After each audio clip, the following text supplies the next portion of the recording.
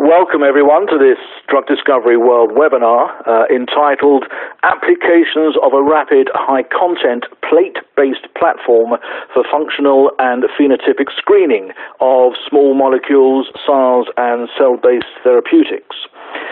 As we are all well aware, evaluating small molecules and biologics for their effect on single cells requires quantitative measurement of multiple biological readouts.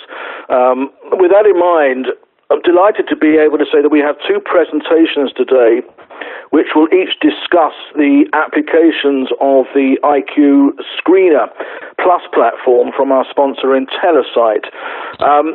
The first speaker will be talking really in the area of SARS and phenotypic screening, and our second speaker will talk on the analysis of CAR T-cell function through high-throughput multi-parameter flow cytometry. So let's meet our speakers. First up, we have Dr.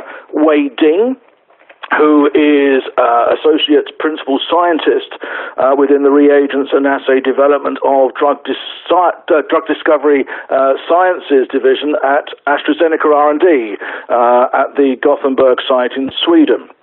She will be followed by Dr. Tamara Laskowski, who is a postdoctoral fellow at MD Anderson Cancer Center in the CAR T-cell therapy laboratory in the Department of Pediatrics Research. I'm Robert Jordan, publisher and editor-in-chief of Drug Discovery World, DDW, and I'm going to serve as your moderator. At any time during the webinar, you can send in your questions for our panelists by writing your questions in the Ask a Question box and pressing OK. The panel will try and answer as many of your questions as time permits at the end of the presentations. Okay, so I think we're ready to go. So if you're sitting comfortably at your screens, let's get started. So, as I say, our first speaker is Dr. Mei Ding. So if you're ready, Mei, the floor is yours. Hello, everyone. Thanks, Robert, for the introduction. As Robert just introduced, my name is Mei Ding. I work in Discovery Sciences at AstraZeneca Gothenburg site in Sweden. First, I want to thank IntelliSite and Drug Discovery World for inviting me to participate in this webinar and talk about our experience of using the flow cytometry platform iQue Screener Plus in SAR and phenotypic screening. I will start with a brief introduction to flow cytometry applications. iQue deployment at AstraZeneca, then focus on a few iQue application examples, including cell-based structure-activity relationship SAR screening, cytokine release SAR screening, phenotypic screening. Then finish with iQue Plus learnings and summary.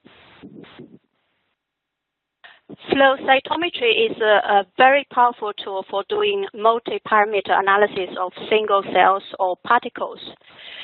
It has been broadly used in the clinics, for example, immunophenotyping of clinic samples, clinic testing of drugs to assess drug safety and PK. In drug discovery, actually, it has been used at every stage.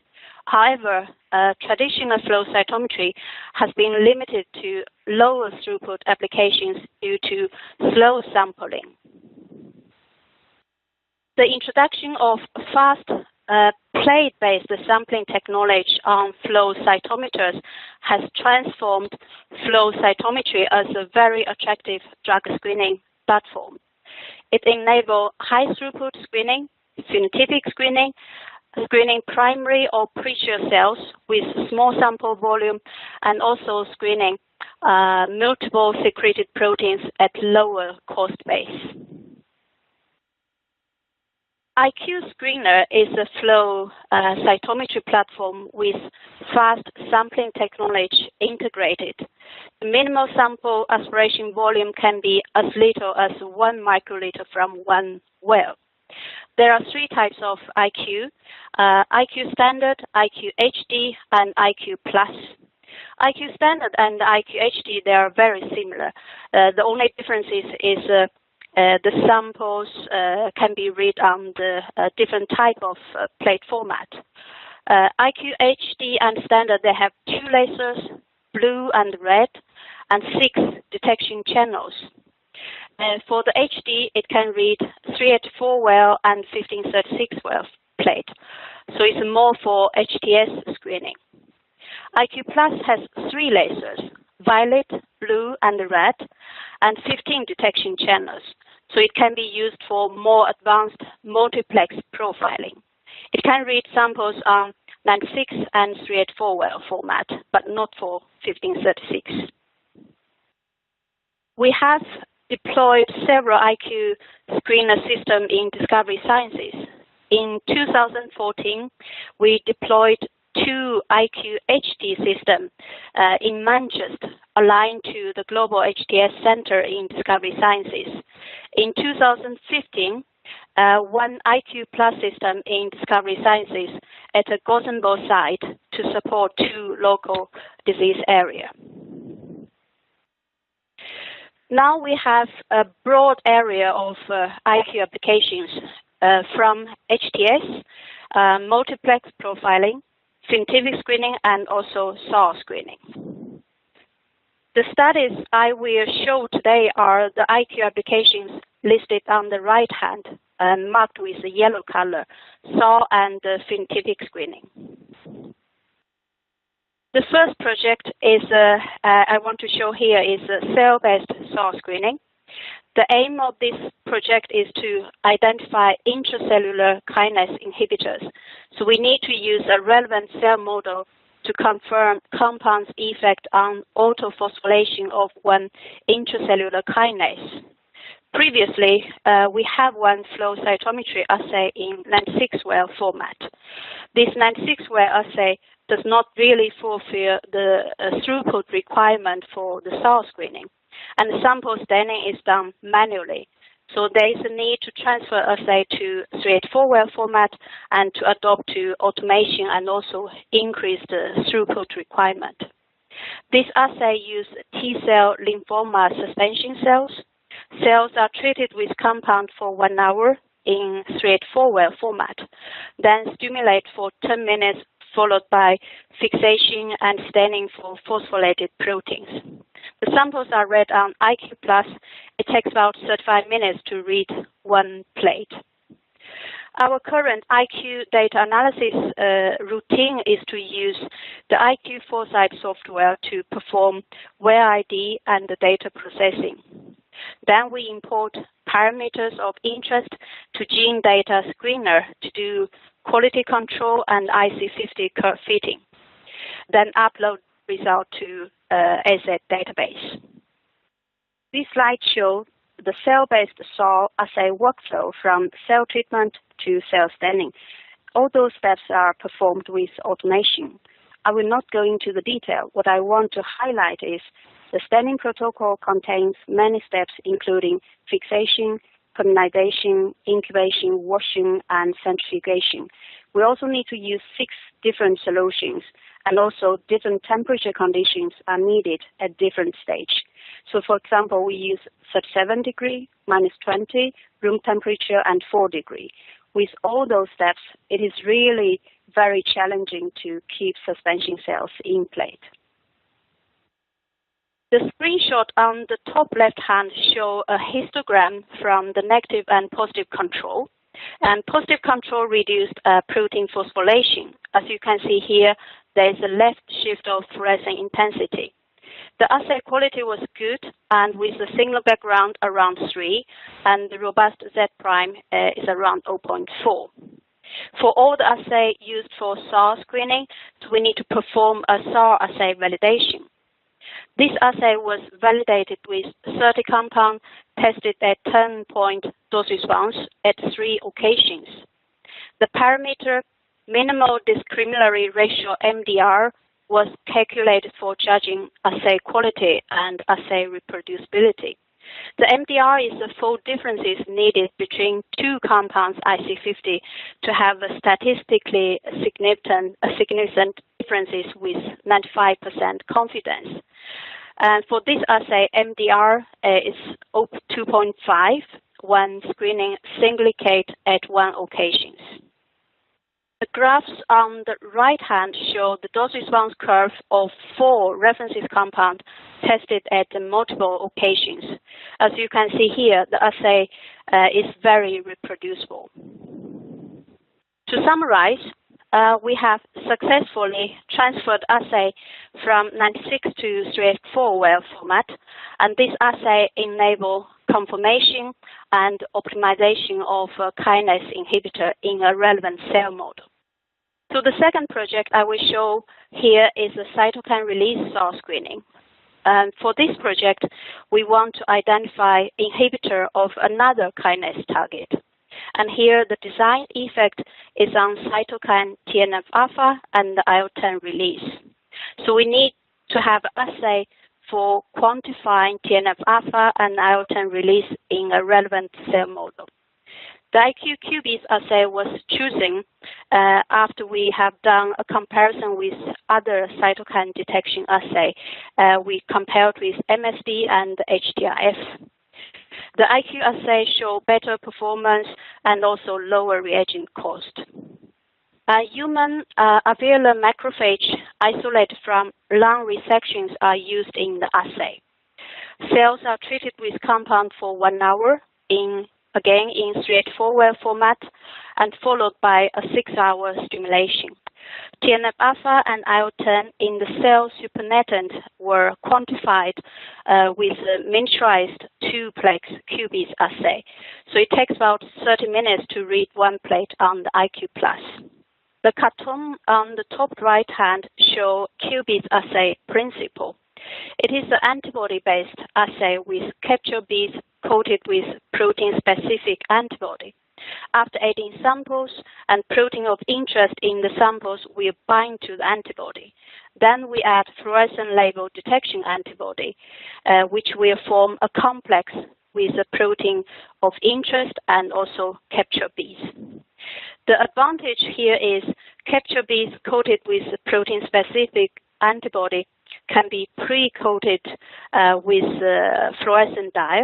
So it is feasible to perform multiplex quantification of secreted proteins up to 30-plex in 1 well.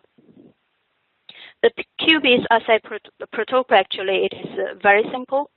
The standard protocol uses 10 microliter per well of reagent and samples. And here we miniaturized assay by adding only 2 microliter of samples and 2 microliter of capture beads to each well. Then we incubate for 1 hour. Then we add 2 microliter of detection antibody. Incubate for another 2 hours, followed by a 1-step wash. Then read samples on the iQue+. So we have saved a lot of reagent by using this miniaturized assay. Use only about 20% of the reagent compared to the standard protocol and without compromising assay quality. Here are the results. The plots on the left hand show the distribution of IL-10 and TNF-alpha beads. And also you can see we got very nice TNF-alpha and IL-10 standard curves. TNF-alpha and IL-10 level in the samples were back calculated to pg per milliliter concentration using the standard curve. The dose response curve on the right hand show 1 compound induced effect on TNF-alpha and IL-10 release. And this compound reduced TNF-alpha release and also at the same time stimulate IL-10 release, which is a designed effect that project wants to have. The assay window for TNF-alpha is large, about 10-fold, and robust Z prime is greater than 0.4. And MDR is 3.8 when running duplicates at 2 occasions, which is also within the acceptable range. The assay window for IL-10 was small, so the IL-10 assay quality is not acceptable for EC50 determination. To summarize for the cytokine cell screening, so we have developed a miniaturized QBase 2-plex assay to quantify TNF-alpha and IL-10. This assay enables confirmation and optimization of a kinase inhibitor inducing the designed effect on cytokine release in human alveolar macrophages. The key challenges for this screening are donor variations, tissue availability, and also small assay window for IL-10. Now I will continue to talk about the last project I will show today. It is the iQue assay for running phenotypic screening. So here we want to run a subset screening to identify compound and novel targets that have effect on expression of mark proteins in Treg. Treg are T regulatory cells. They are important in maintaining immune homeostasis and also controlling autoimmune response. So we need to have a medium throughput assay to analyze Treg cells. The iQue was chosen based on that human primary Tregs are the most biologically relevant cells, but the human primary cells are very precious. The amount of Tregs from one donor is really very limited. And Tregs are suspension cells, so therefore we need to have an assay or technology which can screen suspension cells and also use less cells. We use short-term expanded human primary Treg. Cells are treated with compound for 3 days in straightforward format. We stain cell viability, fix cells, and stain for 2 marker proteins, protein 1 and protein 2 expression, and then read samples on iQue. We use quite long sampling time, and it takes about 100 minutes to read one plate because, as I already mentioned, the Treg cells are very precious. So we want to use as less cells as possible when we plate cells, and also analyze as many cells as possible when we run the sample on iQue. Those screenshots on the right hand show the gating strategy. Start with gating cells using forward versus side scat plot, then get singlet cells and viable cells. Viable cells are continued to be analyzed for protein 1 and protein 2 expression. Similar to other assays using primary cells, donor-to-donor variation could be a big challenge. Here we selected 300 compounds for studying donor-to-donor variation. Those 300 compounds were screened at single concentration in Treg from multiple donors at multiple occasions. Those graphs show compound effect correlation between 2 of the tested donors. The left graph show effect on protein 1 expression, and the right graphs show effect on protein 2 expression. X-axis is for donor 1, and the Y-axis is for donor 2. The red dots are from DMSO-treated wells. As you can see here, we observed a very good correlation of compound effect on the expression of those 2 mark proteins in Treg from different donors. We selected a few hits from the green and blue frames and run dose response tests in Treg from new donors. And those hits were confirmed in new donors, and also they induced a very nice concentration-dependent effect on the protein 1 and 2 expression. This assay is also feasible for screening compound that can increase or decrease expression of those two proteins. So we have one disease area is interested in compound in the green frame, and another disease area is interested in compound in the blue frame. So we can support 2 disease areas with one assay. So for the Treg phenotypic screening, so we have developed an iQue assay enabling a subset phenotypic screening in human primary Treg. The compound effect correlation in Treg from different donors was good, and currently we have the screening ongoing. There are quite few challenges with this assay and the screening. As I already mentioned, the supply of human primary Treg is limited. Besides, the screening cycle is very long. It's about 20 days from Treg isolation to a completion of sample reading. I have very long-standing protocol with more than 40 steps, including washing, fixation, permeation, incubation, and also centrifugation. We also have very long iQue reading time. Before I go to the final summary, I want to share some iQue Plus learning experience. To be honest, it is really very easier to learn and run iQue. The iQue Foresight software is user-friendly. Compared to standard flow cytometry, iQue has very fast sampling, and it takes small sample volume. But also similar to standard flow cytometry, a good cleaning and maintenance routine is very important. There's no need to adjust PMT, but the differences in the optical configuration also means that some dye combination will not work the same as a standard flow cytometry. iQue uses only one probe tubing for sampling. The standard lifetime of one probe tubing is around 20 hours.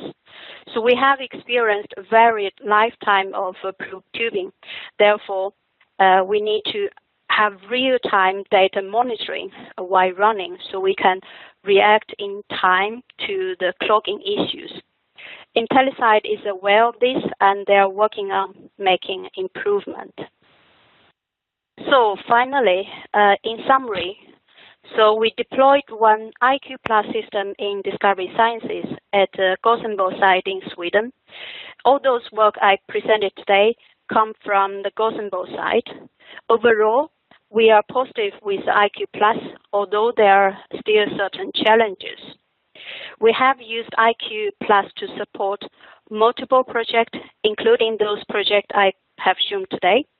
And iQue Plus facilitates those projects by using human primary cells and also screening multiplex cytokines at lower cost base.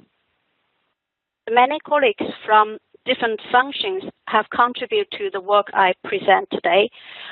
Colleagues who work on cell-based cell screening, cytokine release cell screening, Treg phenotypic screening, and also other colleagues in Discovery Sciences in Sweden and the UK. So I want to thank you all.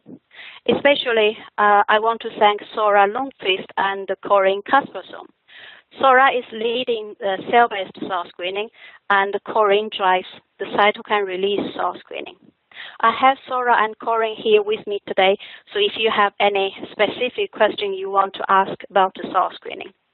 I also want to thank IntelliSite and Age Diagnostics for their technical support. So thank you very much for your attention.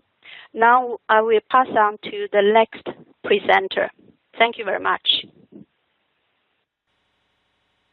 Thank you.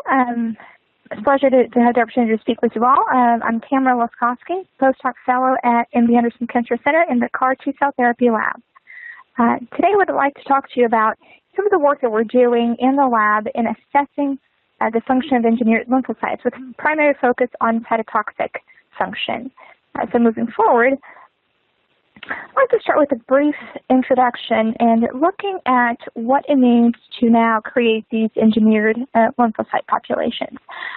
This is the new era of what we call living drugs, where now T cells are being used as analogous to drugs to target and kill cancer cells.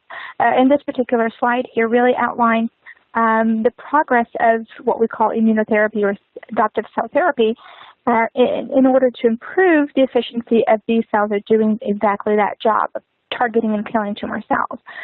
Looking at this first figure here, I'm outlining a first-generation product where T cells are now genetically engineered to express a chimeric antigen receptor. This is an exogenous receptor that's added to these cells that redirects the specificity of the cell to recognize specific features on a designated tumor cell.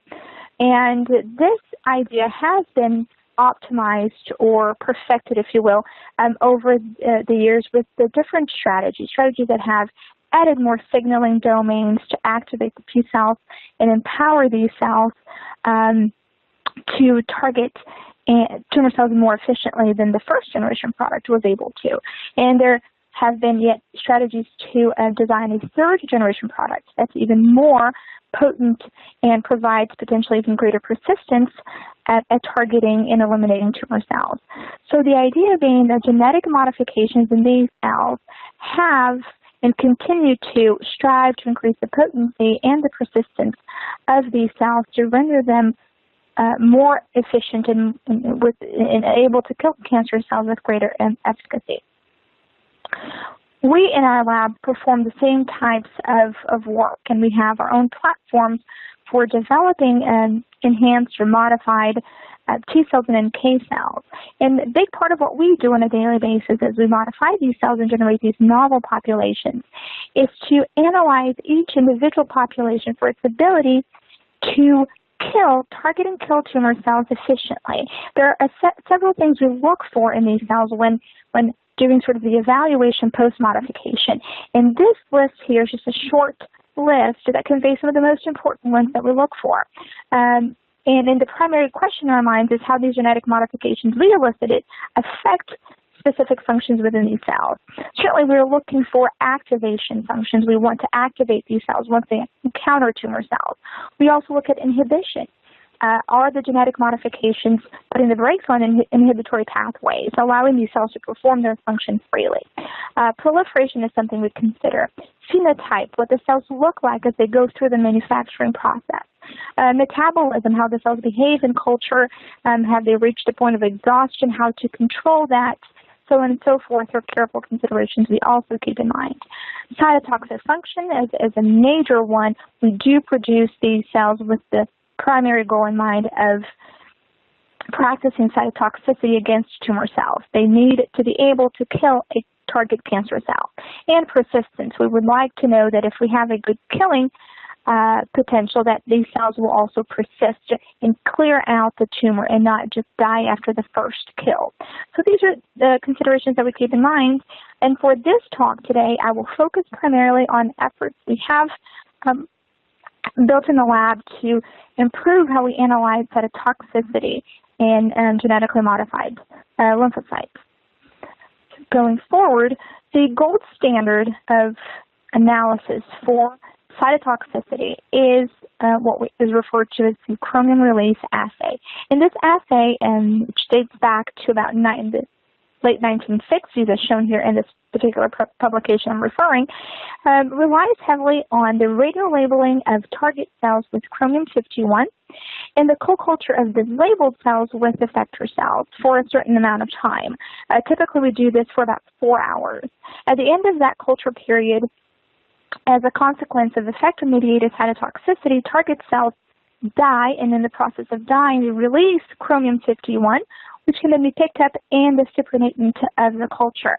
That is harvested for analysis at a later time. It is a quantification of released chromium that correlates to the amount of killing, and by adding the appropriate controls in the assay, one can then assess that the killing was performed by the presence of the effector in that culture condition. Now, there are advantages to chromium assays. They are widely used, the protocols are very well established, and they're relatively simple assays to perform. There are also disadvantages to this assay, and some of these disadvantages include that it requires radioactive material, making it a little bit more complicated to perform in the laboratory, requiring specifically designated areas for the assay to be performed, special training for staff that will conduct the experiment. It's also labor-intensive and time-consuming. Most of these assays take a minimum of about 30 hours for completion from the time that you culture targets and effectors to the time that you analyze your supernatant.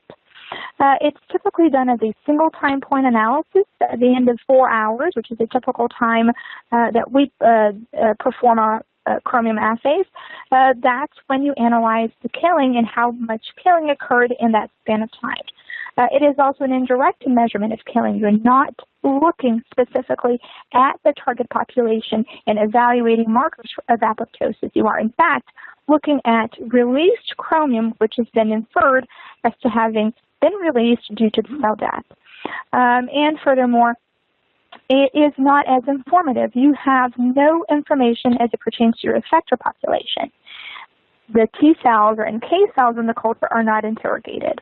And as we now move towards producing these cells, these modified populations of lymphocytes to use as living drugs, if you will, there are greater needs in the field for learning more about the behavior of these specific cells in culture and the behavior of these cells towards their target population. So the questions have increased, and Chromium assays just aren't sufficient to answer all the types of questions that we now ask in the course of these experiments.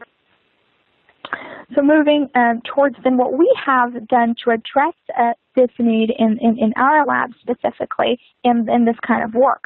We have now turned to flow cytometry as a valuable alternative for assessing cytotoxicity, for building assays that can be more comprehensive and allow for more complete analyses that can give us information as to both the effector in the target populations in each killing assay condition.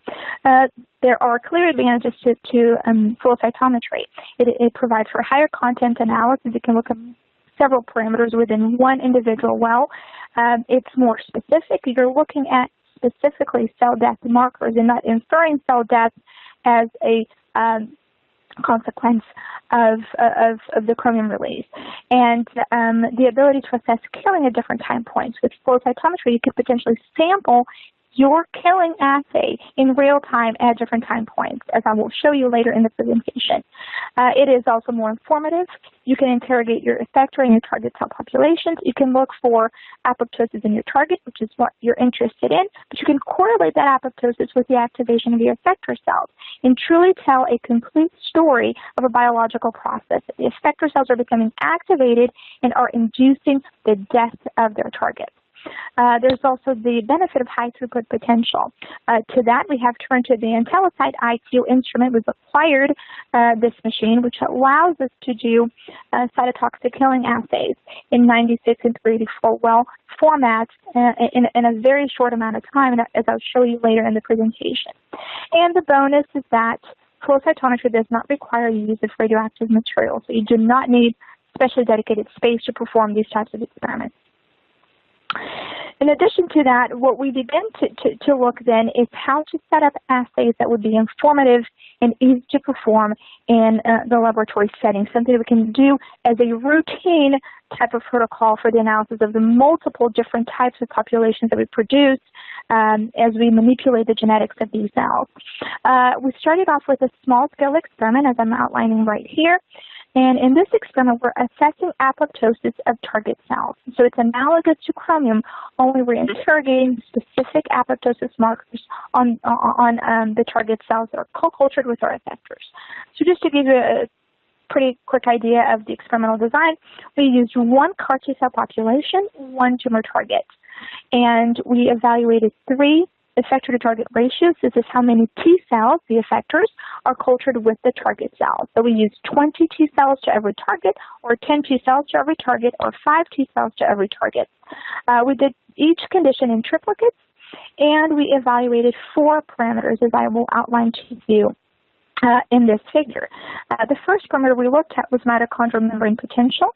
In this, when cells are cultured with effector cells and they're unhappy in that killing sort of environment, the mitochondria will depolarize, and we can pick that up with a set of reagents that have been optimized by IntelliSite to use along with the iQue flow cytometer. A second parameter we looked at was phosphatidylserine localization to the surface, the cell surface, and we can pick that up as a step in apoptosis. A third parameter we looked at was caspase 3-7 activation. Caspase is 3-7 is part of the apoptosis program, and we can then evaluate the commitment of these cells to apoptosis. And lastly, as sort of the last stage in apoptosis, is the loss of cell viability, as indicated by the loss of membrane integrity. So all of these were evaluated in each well in the context of a CAR, T cell, and target cell co-culture.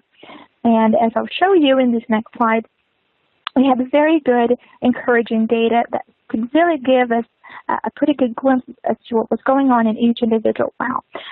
First, what I'm going to show you here is that these diagrams indicate, in fact, each individual well in the triplicates for the respective A-to-2 ratios. And at the bottom row here, we have targets only used as a control to monitor the survival and the sort of the condition, the status of our cells throughout the assay. This was conducted, as I've mentioned, analogously to Chromium for 4 hours.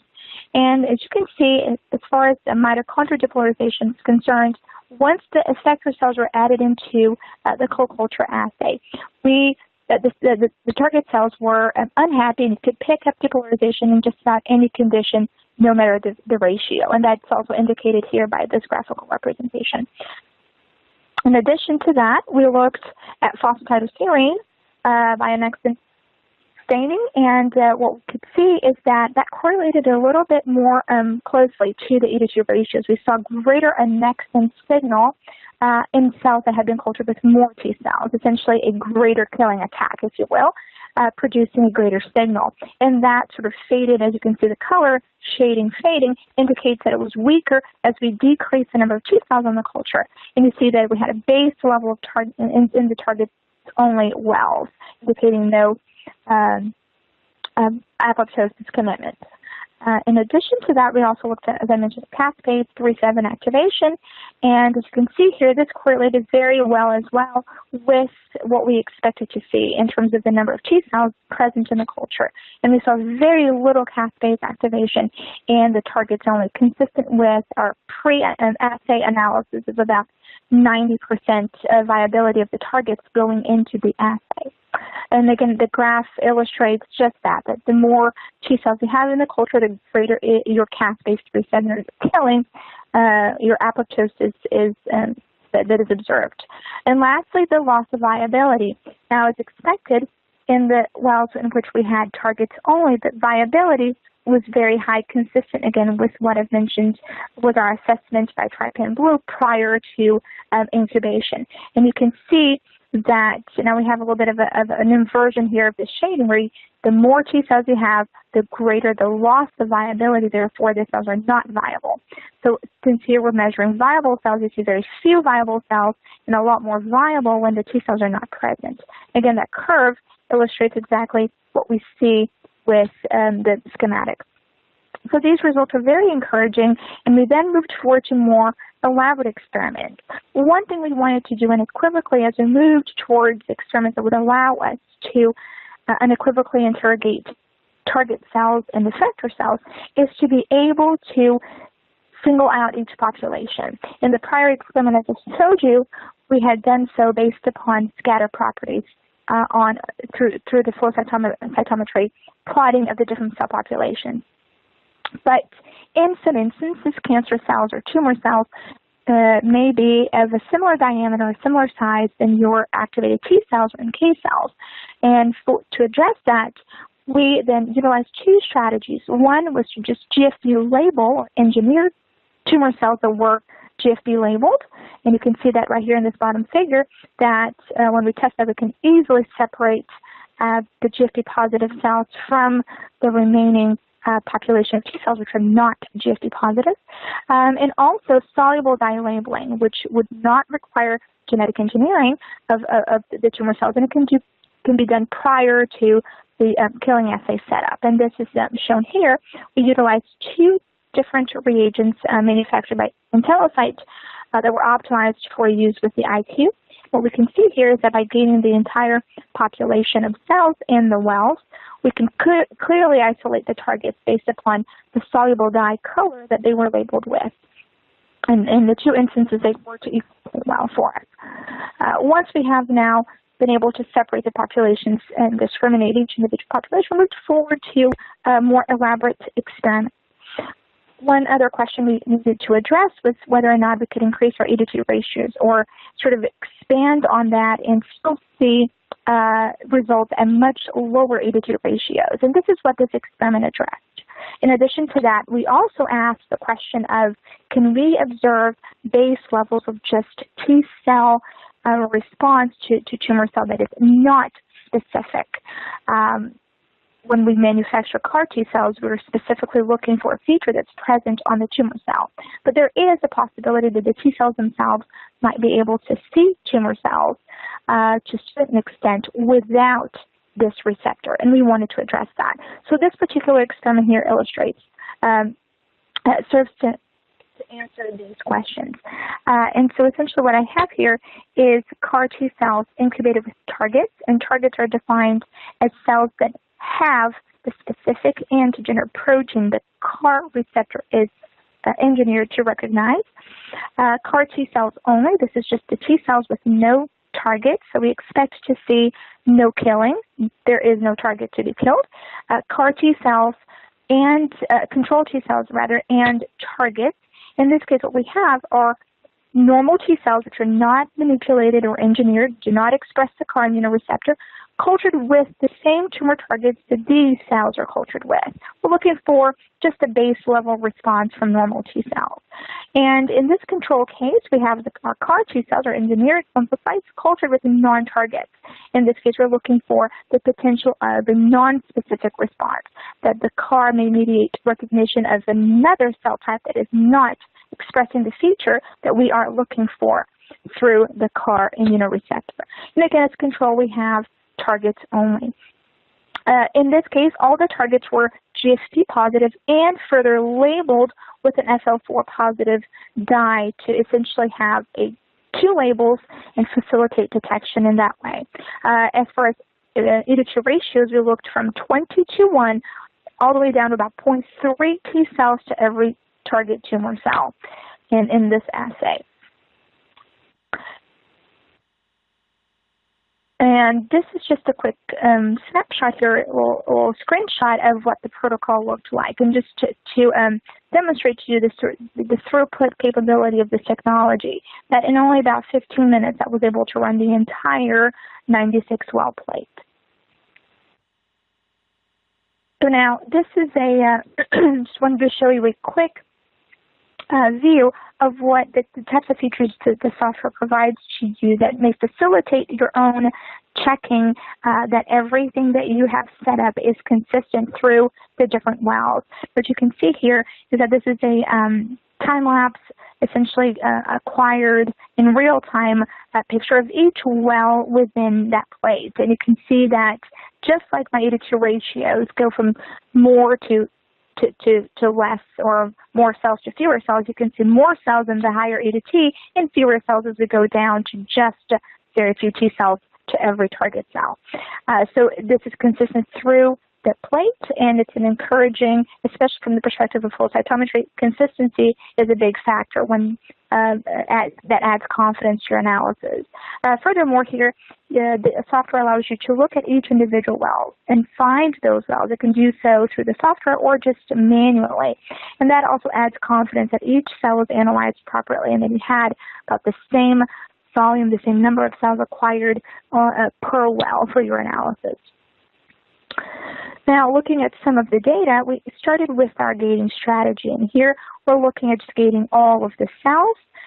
We singled out on the singlets, and from the singlets we're able to clearly distinguish our double positive targets here. They're at GSP and FL4 positive from our T cells, and could easily interrogate this population without any interference from any from T cells in the culture. This is at time 1 hour, and looking at sort of a plate view, if you will. We're looking at each individual well. You can see the exact same thing. A lot of T cells consistent with our higher E-to-2 ratio, fewer T cells consistent with the decrease in that E-to-2 ratio as we go from top to bottom here vertically, and just our target cells here in that GFP gate. So this is very encouraging. We can see pretty consistent plating throughout the wells in this experiment.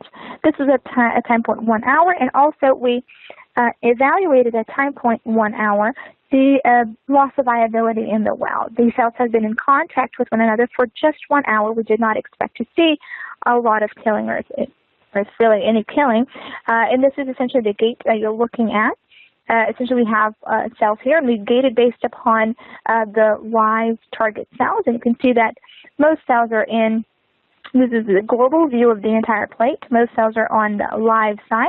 There is hardly anything at all, if anything, that has shown loss of viability. And the same is true for each individual well. You can see that very clearly for all conditions. Moving forward to 4-hour analysis, again, in this case, I sampled a little bit more cells at from each well, and you can see clearly the distribution is pretty consistent throughout. And when we look at the loss of viability, at 4 hours, we have a much different picture. Now we begin to see a significant shift in each well for indicating loss of viability of cells that have died. You can see that in the context of the CAR T cells co-incubated with targets, and in the context of also control, and the CAR Ts with non-targets, or two control settings. We can see here there's a little bit of a peak here, indicating there is a base level of response, but nothing as dramatic as we see with our specifically designed T cell to target that tumor cell. Moving forward, when we looked at a plate view, and again, the shading illustrates the intensity of cell death in each well. You can see that at time 1 hour, as I've shown you the plot, we don't see a whole lot of changes. Everything is pretty much uniform throughout all conditions. But the texture changes dramatically, and you can see a very clear pattern. The darker shading indicates more cell death. It is more so when you have more T cells than fewer T cells, and you can see a lot more killing in the context of an engineered T cell to target that tumor cell rather than just control T cells. So we don't see much activity at all in our control, and we see very specific killing activity coming from the CAR T cell against its designated target. Good news for us. That's what the cells are designed for, and it's nice to see these results confirm our expectations. We then computed a curve in just much the same way as you can do with Chromium, utilizing the data the metrics that we obtained from these experiments. You can see here that our curve illustrates the same trends, that in both cases, either in the CAR T cells with non-targets, we expect these cells to not see any features that would prompt activation and killing in these non-target cells, and in the context of a control T cell with targets. In both instances, we see very little activity, no matter what your A to T ratio is. But we can see a very clear increase in activity in the instance when our T cells were engineered to express a receptor that recognizes a specific feature on the target cell. So again, this proving to be very consistent with what you obtain from Chromium, but even more informative than what you get with Chromium release assays. I'd like to walk you through now at features on what a CAR immunoreceptor looks like. We begin to now look at ways to interrogate T cells. And with that in mind, there were features on the CAR receptor that may change the function of the T cell. So essentially, overall, a CAR immunoreceptor looks like the schematic illustrates here. There is a single chain, an Fc domain. This is derived from an antibody specific for a particular antigen found on the tumor cell. We have a transmembrane domain, and we have cytoplasmic endodomains, typically one or two of these that provide signals to activate and stimulate T cells and essentially add potency to their function.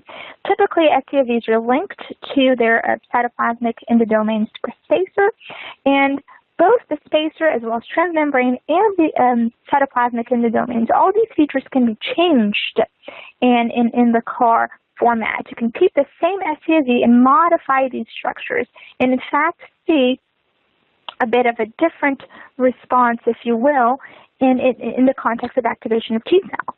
So these modifications may affect the response that the T cell elicits once it encounters the tumor cell. Such modifications to the SCFV, for instance, can change affinity, can have the same antigen targeted through SCFVs that have different affinities.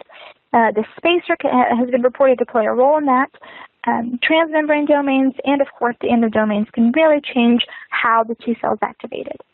Based upon that, we designed an experiment to look at differently formatted receptors that target the same exact antigen on the tumor cell and how those differences or those genetic manipulations may change the function of the T cell.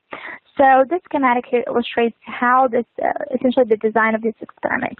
So with 3 CAR T cell populations, again, the same antigen is targeted in the tumor cell through the receptors, but the receptors have changes in their format, here illustrated by a yellow little genetic modification, a blue, and a red, and how that translates to the receptor structure. So essentially we're targeting the same protein with the same antibody domain. We just have different signaling domains affecting the function of the T cell. And we conducted the experiment at E:T ratios of 20, 10, and 5:1, and analyzed in this instance 3 time points, at 2 hours, 4 hours, and at 6 hours. Now, this is showing you that we labeled our target cells with an FL1 encoding dye, and you can see the target cells separately from the T cells in this context. And then we're able to now interrogate these cells. Now, both of these populations were interrogated in this context. And here we have CAR-T2A, B, and C. These are the 3 differently formatted receptors that target the same feature on the same tumor cell type. At 2 hours, we saw that evidence of sort of a start of this is looking at viability, a loss of viability. We saw a little bit of loss of viability in the targets, indicating that beginning of that killing process that we expect to see in the killing assays. But we also looked at parallel with the T cells for each condition. You can see very little cell death in the T cell compartment as we expect and hope to see. For CAR-T2B, we saw a very similar pattern. CAR-T2C, however, was a little bit interesting, that we had the same activity against the targets. We also saw an increase in cell death in the T cells, indicating perhaps exhaustion or some sort of less persistent behavior in these cells. When we looked at 10.4 hours, we saw an increase in direct killing of target cells, a little bit of an increase in the T cell death, and then now at 4 hours we see a significant difference between CAR-T2 and T2B, where now we're at 42% for CAR-T2B with this receptor format versus CAR-T2A and its receptor format. Now CAR-T2C was very consistent with CAR-T2B in terms of killing of targets, but we saw again a higher level of cell death in the T cell compartment. At time point 6 hours, the trend became even more evident. We essentially plateaued in terms of killing of targets for CAR-T2A and B, and in terms of cell death, there we only increased very little in the T cell compartment. Now, in CAR-T2C, we saw an increase that was more significant in the T cell population. So this type of analysis and having the ability to singly analyze each of these populations gives you an overall idea. Just by changing specific features on the receptor format, we certainly changed the biology of these cells that affected the function of these cells to some degree, where we can see more cell death early on than we do with the other T cells. And this type of information we cannot assess from chromium release assays. We then decided to add an additional component to our T cell analysis within each killing assay, and that is cytokine expression. We expect that if there is target cell death, it is happening, and it is happening due to a T cell sort of mediated effect, that the T cells would then be activated and would in fact be producing cytotoxic cytokines such as TNF-alpha and interferon gamma. We performed an experiment to look for these cytokines in conjunction with a killing assay, and did so by analyzing supernatants collected at 4 hours post-co-culture, similar to what you would do with chromium assays. And this is essentially we utilized the iQue and cytokine sort of bead capture system that's produced by IntelliSight and optimized to work with this instrument. And this is the experimental setup. In this case, we looked at 3 different CAR T cell populations. Our targets in this experiment were GFB-labeled tumor cell targets. We could easily discriminate the tumor cells from the T cells, and we kept it small at only 3 E:T ratios of 20, 10, and 5:1. Again, used targets only as our control. And down here you see the cytokine standards in order to build a standard curve that we could then analyze our results and plot against. So this is a quick overview of what the wells looked like in this plate for CAR-T2-1, 2, and 3. Again, the GFP are only your tumor cells, and we have far fewer tumor cells than we do T cells. Remember, we're going from 20, 10, and 5 to 1. And in these wells here, we only have target cells, so everything is consistent with the setup. We now moved then to analyze our target cells. So this is gating on total cells and looking for target cells. So now we're able to discriminate the target cells by expression of GFP, and we can see that population very clearly right here. We further then from the target cells evaluated now loss of viability at 10.4 hours. So we expect that there will be cell death, and when we look globally at the entire plate and we plot all the data from all wells together, this is the plot that we get. So we do see a shift. We see a population of dead cells. And when we look at individual CAR-T co-culture settings, we can see that CAR-T, that there was killing in every instance. You can clearly see a shift to the right indicating cell death. And we don't see that in the context of targets only in row D, as you can see. We now then quantify that. And again, this is just that visual representation of each individual well in varying E:T ratios and targets only. And you can see clearly, just through this visual, that CAR-T2-1 essentially had more potent response within the 4-hour period of this assay than CAR-T2. You can see 20 to 1, you have a high level of, in some conditions, of killing, rather than what we see, for instance, for CAR-T2 or CAR-T3. And you compare that to our control, we can have very base levels, about 3%, consistent with our pre-reading of cell viability in the target compartment being of about 95%. We plot these data on a curve and are able to see the trends or the kinetics of killing by these differently modified T cell populations. So as you can see, CARs T1 and T2 behave similarly, sort of rapid response even at low E:T ratios. We see that CAR-T3 is a slower killer, but a steady killer. And these types of analyses allow you to really single out different populations depending upon what your application is. So because it's a slow killer does not mean it is an undesirable population. It might actually be the perfect population for a specific application. Furthermore, we looked at the expression and production of TNF and interferon gamma cytokines as evidence of activation of T cell cytotoxic response. And again, we can see through our visual schematic that CAR-T2 had showed high production of TNF alpha at higher, more so than CAR-T2-1 and 3. 3 showed the least responses expected for what we've seen in our killing curves. And interferon gamma was pretty consistent throughout, with CAR-T3 showing a little bit less of a response than we've been seeing for T1 and T2. In addition, plotting these on graph, you can see the kinetics of representation of these cytokines. You can see that interferon gamma in this instance actually was even higher than the limit of detection of this assay. So we see there's a lot of interferon gamma in all instances, in all cases, and TNF kind of trended differently depending upon the T population that you used in that killing assay. So this allows you for cross-comparison not only of the differently modified T cells and how they perform in culture, but also not just the killing, but also the cytokine production. And you can now correlate those two pieces of data to tell a more relevant and complete story within that killing assay.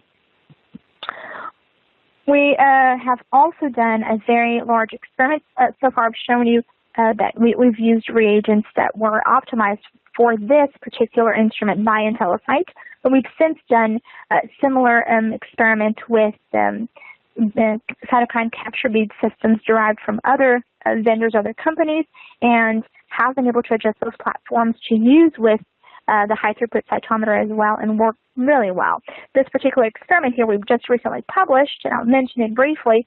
You can read more about it in the publication, but we looked at 10 different CAR T cell populations, all of which targeted the same exact antigen on the same tumor cell, but did so differently based upon the different modifications within the immunoreceptor. And we looked at these 10 different types of CAR T cells in the context of 3 different donors and published those data both for tumor cell apoptosis, where we looked at caspase activation, and Nexin staining and liability of target cells, but also in the context of production of cytokine derived from the CAR T cell. This was a really interesting, very comprehensive study highlighting the potential of this technology to really allow you to scale up your experiment significantly, harvest as much data as possible, and still stay within an amount of time that's very doable and not so labor-intensive. Now, with that in mind, we have essentially now geared up for a new round of experiments and changing and adding different parameters and different ideas to what our current work. We're now looking at the effective stimulation protocols on T cells. T cells can be manufactured through different protocols for proliferation and stimulation. We're going to assess that. Also, we're looking at essentially increasing the markers that we look for in the context of both the T cell performance in these killing assays as well as its activation profile. We're switching also to begin work with solid tumor targets. Those are a little more complicated in the context of flow cytometry, so we're developing protocols to address that. All the data I've shown you thus far constituted experiments done with hematological malignancy type tumors, and we're switching gears and addressing these types of more challenging assays. Miniaturization is something we've looked at. I did not have a chance to include here for the sake of time, but we have done these cytotoxic assays now in 384-well format, maximizing essentially the number of CAR T cells you can analyze in one plate, and also decreasing or reducing the volume of each reaction, and still being able to get good quality data that is interpretable with confidence. This allows us to essentially scale down the cost of the experiment as well. And one thing we've been looking at is this process lends itself very well to automation. And some of the types of things we've looked at adding to our essentially workstation is instruments that can allow us to streamline this process. Instruments such as liquid dispensers or plate washers that allow us to plate the cells very, very easily, consistently, and very fast, and set up the experiment so that multiple plates can be set up at a time, then go through the incubation period and immediately get run and analyzed on our high-throughput flow cytometer. So with that, I like to say big thanks to all the people that have really supported me in this project of taking on these different avenues that we have to really explore more challenging options and come up with assays that can be that can better answer the questions we have. And first and foremost, I'd like to thank Dr. Lawrence Cooper. My mentor has been a fantastic person and very supportive of this project and of this effort. And the entire team, these are some of the people in our lab that have really been very helpful in the course of the development of these assays. And of course, could never forget our IntelliSite team, the friends who have really provided a lot of help and support of the different things that we've tried and attempted to do using their instruments. And certainly the collaborators that we've had along the way that have contributed, and these are individuals from different institutions that have also had interest in this type of work that we're doing. And with that, I conclude here, and we'll look forward to questions that you may have. Thank you very much.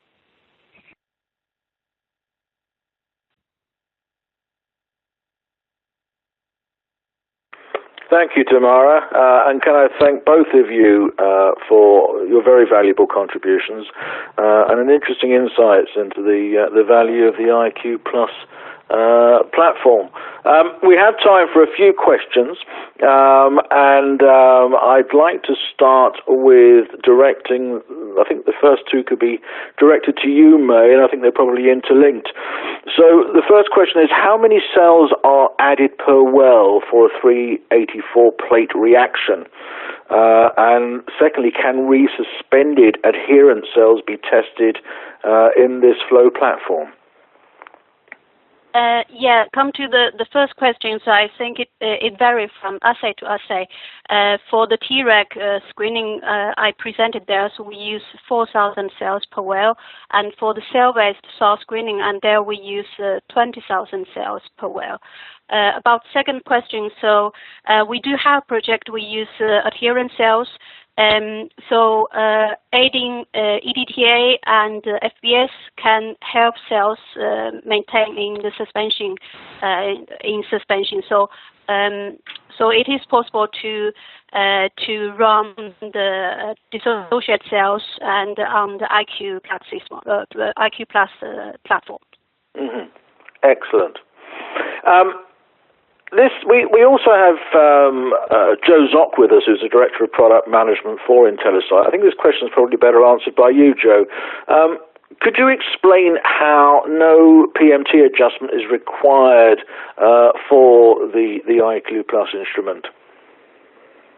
So it could take hours, but essentially we use flow cytometer engines that have very large dynamic range windows, as opposed to the vast majority of flow cytometers, which have 3 or 4 or 5 decade windows. The engines that we use have 7 to 7.2 decade windows, so you essentially see everything, and then the software zooms in on what's interesting to you, as opposed to you changing the PMT voltages to dial in what's interesting, and then potentially missing things on either side.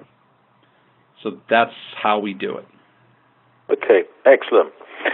Tamara, this one's, I think, for you. The question is, have you looked at phenotype and secreted cytokines in the same well? And is that possible to do this on the iQue Screener Plus? Yes. The answer to the first question is yes. We have looked at some phenotype and secreted cytokines in the same well. As shown in my presentation, we often combine the function and cytokine as sort of a complementary story there by adding the cytokine to the function. But our current limitation in our lab is that we are operating with the iQue Screener, not the iQue Screener Plus. So we don't have the same capabilities as you do with the Plus. So the Plus is sort of what we have our eyes on right now, and that is to really increase the number of markers that we can add to a given well. So what we have been able to do is get really creative with our instrument and essentially stretch out the number of channels that we have by creating strategic full cytometry types of experiments. We can pull populations individually and still utilize the same channels for looking at different markers. So that has allowed us the capability to assess some phenotype and cytokine production in the same well. But we do feel that would be even more robust with the iQue Screener Plus. So for those who do have the iQue Screener Plus, yes, your possibilities are great, and you can integrate in it. Some of the assays that we have in place are adding the phenotypic markers for T cells. What types of T cells are actually executing these functions that we're looking for? Are these activated? Are these central memory? What is going into the assay at time point 0? What's coming out of that assay at 4 or 6 hours? Phenotypically speaking. So all of these types of questions can be addressed easily with the iQue technology. Excellent. Thank you, Tamara. Going back to you, May, is there any auto-compensation feature on this system? Or in fact, Joe, you may want to answer this, either or. So is there any auto-compensation feature on this system, or does one have to manually compensate using controls? I can comment on this. So in the beginning one we have the iQue, so there is no auto compensation feature. But the latest version of the Foresight software, and there is auto compensation feature. So it is quite easy to do the compensation there. Mm-hmm. Okay. I have another question here, and someone is asking whether you flowed bacteria using this instrument. We haven't. We haven't tested that. All right. Interesting. So we have. This is Joe. We have customers that have done that, and things like yeast, bacteria, phagocytosis type of assays. The smaller particles or bacteria stuff usually need to be stained so that you can see them appropriately. But we do have users that are doing things like that. All right. Okay. And the last question I think we've got time for is, and anybody can answer this one, how is the iQue Plus platform different than traditional flow cytometry? I mean, can these assays be performed with traditional flow? I guess I can take a crack at that, since our lab essentially did all, and this is Tamara, by the way, at MD Anderson. Our lab did do most of these assays utilizing conventional flow cytometry methodologies. And then when we acquired the iQue, essentially I saw the potential for really maximizing our analysis, as well as minimizing the time and the labor that it took to perform these very expensive experiments. And I think that's the main advantage that we have seen in the lab, is that though you are able to do all these types of analyses with conventional flow, that there is a gain that you obtain from the iQue technology that you do not with conventional flow, and that is the high throughput component. Not just so you can do multiple samples at a time, which other vendors do offer that, but you can do so in such a fast and efficient way. Part of what we did in assay development was really assess how well the instrument could read each well with confidence and consistency from well to well to well, because as far as my work is concerned, for instance, that matters. We're essentially computing an average of the replicas that we see. So we don't want that instrument to have a faulty, essentially performance varying between wells, because that would affect how we analyze our results. And so it's been a tremendous advantage. It's cut our work significantly. Through conventional flow and other methodologies, you really spend about 4 or 5 hours to analyze a 96-well plate of samples, essentially 96 samples. Whereas here, as I showed you, it takes me about 10-15 minutes to do one run, and the runs are consistently replicable with the efficiency and the confidence that we have. And you can obviously look at the number of cells that you're analyzing on a per well basis. There's just a lot that you can do with this technology that you're not given the opportunity to do with current flow.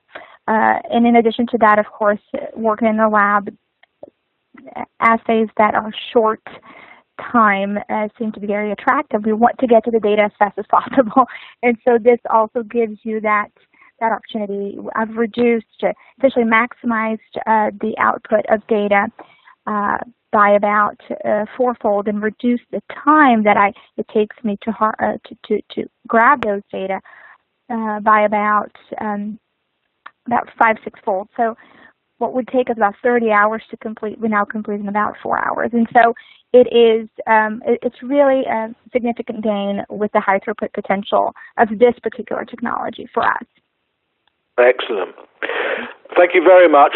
It looks like unfortunately we've run out of time, but please remember that the webinar will be stored on the DDW website, so that'll be at www.ddw-online.com. That's ddw-online.com for the next 6 months, so you can always go and revisit it. So once again, a big thank you to our speakers, and thank you to our sponsor, IntelliSite. May I also thank you, our attendees, and hope you'll join us again for another DDW webinar. So thank you very much, and goodbye. Thank you. Thanks for having us. Goodbye.